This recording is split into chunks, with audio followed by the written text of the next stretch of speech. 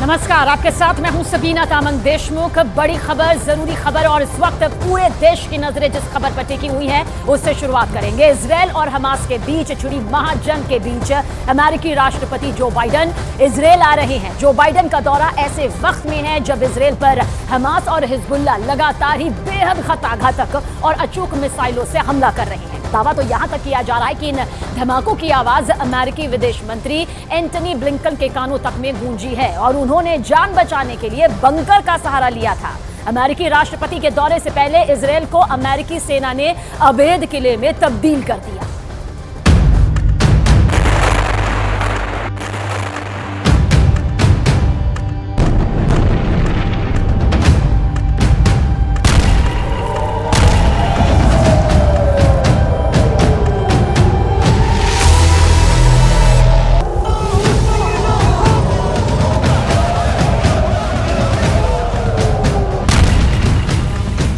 इस वक्त जब इजराइल में किसी भी दिशा से कोई भी मिसाइल दस्तक दे रही है,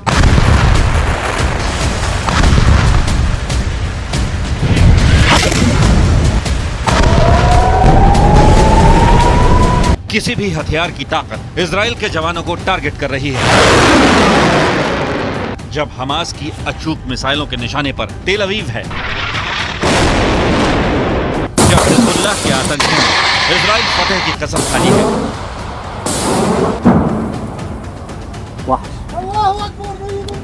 अल्लाहुम्मा सल्ली अला मुहम्मद व आले मुहम्मद। ऐसे वक्त में अमेरिकी राष्ट्रपति जो बाइडेन ने इजराइल जाने का फैसला किया है।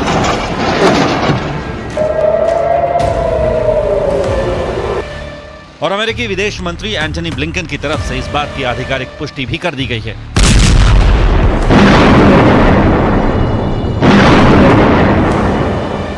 On Wednesday, President Biden will visit Israel. He's coming here at a critical moment for Israel, for the region, and for the world. And he's coming here to do the following. First, the President will reaffirm the United States' solidarity with Israel and our ironclad commitment to its security.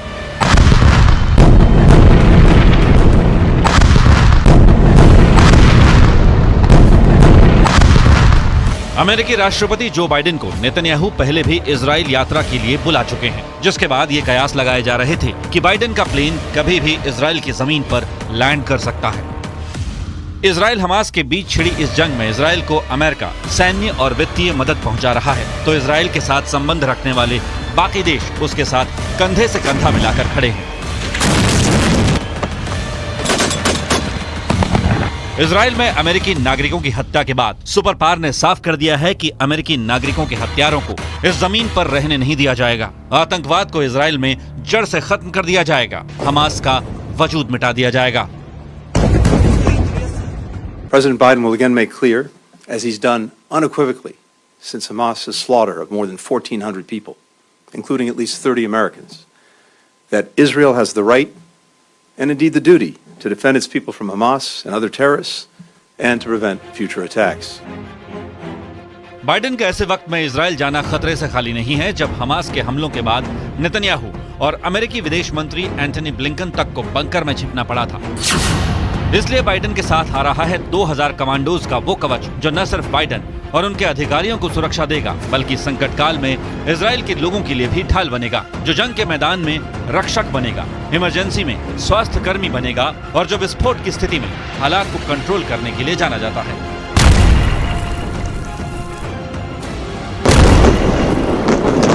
2000 commandos की ये पलटन Biden के साथ ही Israel में land करेगी या फिर बाद में, इस पर व्हाइट हाउस की तरफ से फिलहाल कोई आधिकारिक बयान सामने नहीं आया है, लेकिन इन कमांडोज को 24/7 तैयार रहने के आदेश जरूर मिल चुके हैं।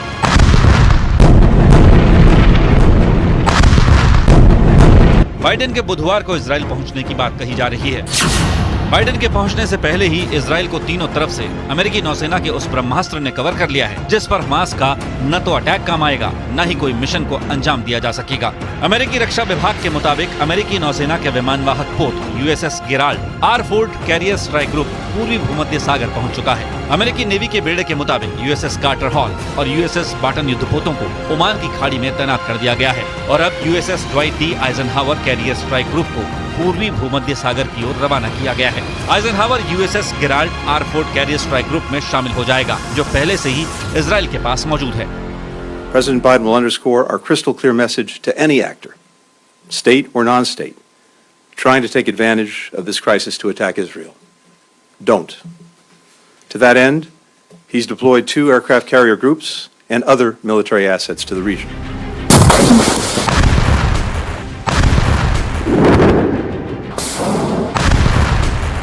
इजराइल और हमास के बीच जारी जंग में दुनिया के तमाम देश खुलकर किसी न किसी के साथ आ गए हैं। एक और जहां हमास को ईरान समेत कई इस्लामिक देशों का सपोर्ट मिल रहा है, तो वहीं इजराइल के समर्थन में अमेरिका, फ्रांस समेत कई बड़े देश हैं। बाइडेन भी अब इजराइल पहुंच रहे हैं और इजराइल ग्राउंड ऑपरेशन की तैयारी में है। रिपोर्ट के मुताबिक इजराइल ग्राउंड ऑपरेशन को तब तक शुरू नहीं करेगा जब तक बाइडेन इजराइल की जमीन पर हैं। नेतन्याहू से मुलाकात के बाद बाइडेन जॉर्डन, फिर मिस्र और बाद में फिलिस्तीन के लिए रवाना होंगे।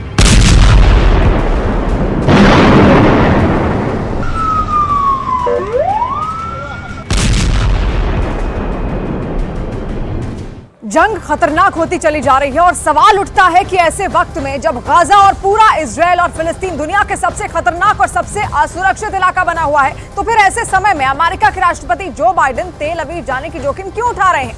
अमेरिका की सुरक्षा एजेंसियां बाइडेन के इतने जोखिम भरे दौरे के लिए राजी क्यों हुई है? और सवाल का जवाब देखिए हमारी इस एक्सक्लूसिव रिपोर्ट में।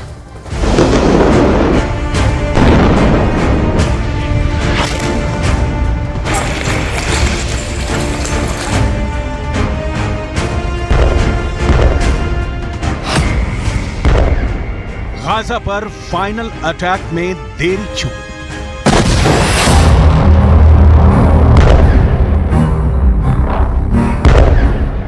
नेतन्याहू को हमले से किसने रोका? जमीनी अटैक पर बाइडेन ने लगाया ब्रेक।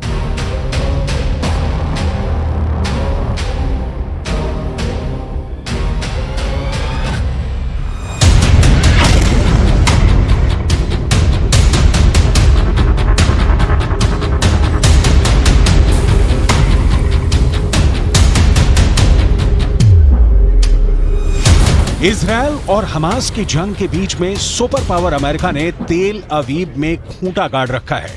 जंग शुरू होने के बाद अमेरिका के विदेश मंत्री दूसरी बार इजराइल पहुंचे हैं। वो खाड़ी देशों की यात्रा करने के बाद इजराइल पहुंचे हैं, यानी युद्ध रोकने के लिए कूटनीतिक रास्ता तैयार करने की कोशिश में है। एंटनी ब्लिंकन और अमेरिका की यही कोशिश है कि ये जंग अब आगे ना बढ़े और किसी तरह से इजराइल और हमास में समझौता हो जाए। लेकिन लगता नहीं कि इजराइल के प्रधानमंत्री बेंजामिन नेतन्याहू ब्लिंकन के कहने पर रुकने वाले हैं और यही वजह है कि आनन फानन में अमेरिका के राष्ट्रपति ने तेल अवीव पहुंचने का कार्यक्रम रख लिया। ब्लिंकन की कोशिशें नाकाम हो रही हैं, तो नेतन्याहू को रोकने के लिए जो बाइडेन को जंग के बीच में इजराइल पहुंचने की योजना बनानी पड़ी। अमेरिका के लिए इस समय सबसे जरूरी है हमास के पास बंधक बनाए गए अमेरिकियों और विदेशियों को सुरक्षित बाहर निकालना।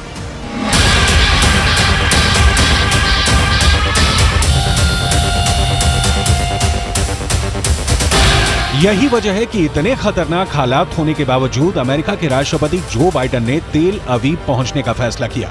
बाइडेन उस इलाके में दाखिल होने वाले हैं जहां पर हर रोज रॉकेट से अटैक हो रहे हैं, जहां पर ब्लिंकन को भी बम शेल्टर में घुसकर अपनी जान बचानी पड़ी, जहां हमास की मिसाइल आसमान में लगातार पहुंच रही है।